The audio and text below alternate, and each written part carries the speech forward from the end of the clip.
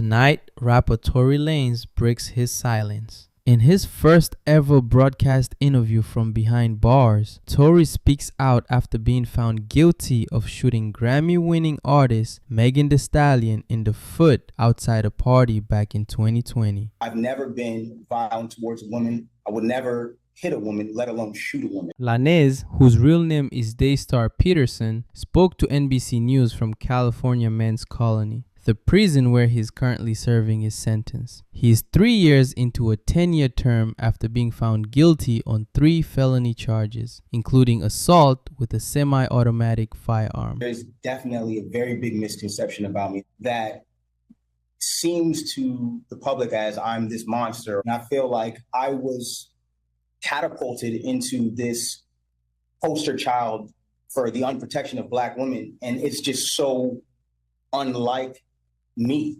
And I've never really had a chance to express that. But you can look at my criminal record. I don't have one. I never had one. And I feel like, that connotation that I would do anything of this monstrous proportion is completely incorrect and it's wrong. Lanez declined to testify during his 2022 trial. I think if I would have taken the stand, the verdict would have definitely been very different. The rapper's legal team filed an appeal, which was denied in November. However, his attorneys say the fight is far from over. They plan to file multiple new appeals next week, this time with the California Supreme Court. One of those appeals is based on what they describe as newly discovered evidence that was not provided during Lanez's 2022 trial. That evidence reportedly includes hundreds of pages of medical records related to Megan Thee Stallion, whose real name is Megan Pete, which the defense claims raised questions about the fragments removed from her foot after surgery. Lanez's legal team argues that these records were not disclosed ahead of trial and that withholding them amounted to a violation of due process. We didn't have that chance. Or perhaps we could have questioned the doctors differently when they were on stand to impeach them, because it does look suspicious. But in the appeal denied in November, the court did address the fragments, ruling that the surgeon's testimony was, quote, more than sufficient to prove great bodily injury on Pete.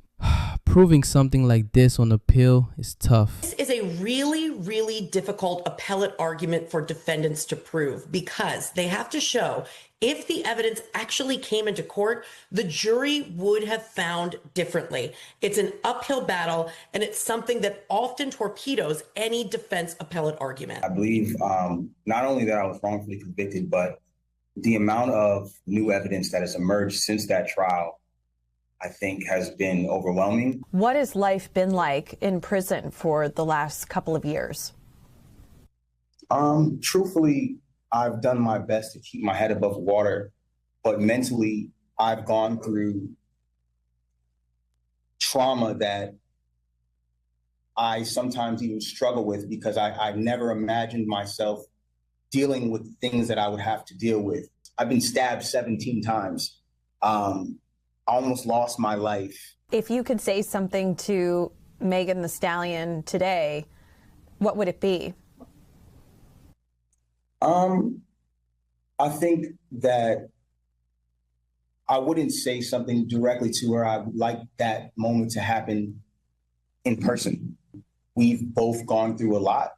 There's this connotation that, like, I share this hatred for her, but I don't. I genuinely passed that. I'm at a place of healing in my life. I'm at a place of taking accountability for the things that I did wrong. And when I talk about my case, I don't want it to be taken as me coming at her, because it's not that. I'm just asking for somebody in the system to look at my case and look at the evidence and ask if this was fair.